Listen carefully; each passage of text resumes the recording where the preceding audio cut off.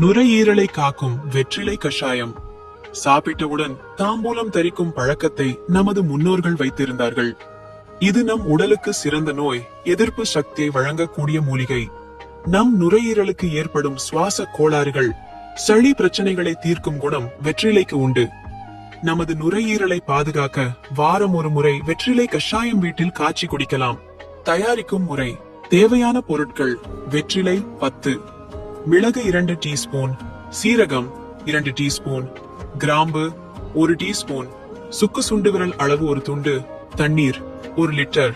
முதலில் வெற்றிலையை நன்றாக கழுவி சுத்தப்படுத்திக் கொண்டு அதனுடன் மற்ற பொருட்களை சேர்த்து கல் குழவியில் வைத்து இடித்து தண்ணீரில் சேர்த்து அடுப்பில் கொதிக்க விடவும். தண்ணீர் பாதியாக சுண்டும் வரை மிதமான தீயில் கொதிக்க விடவும். பாதியாக சுண்டிய கசாயத்தை குளிர வைத்த பிறகு வடிகட்டி கசாயமாக குடிக்கவும். சுலபமாக உங்கள் நுரையீரலை பாதுகாப்பதோடு உடலுக்கு எதிர்ப்பு சக்தியையும் ஆரோக்கியத்தை மேம்படுத்தும் கசாயம் இது. கூடுதலாக வாய் துர்நாற்றம் மற்றும் செரிமான கோளாறுகளையும் போக்கும் அற்புதமான கசாயம் இது. அனைவருக்கும் பகிருங்கள்.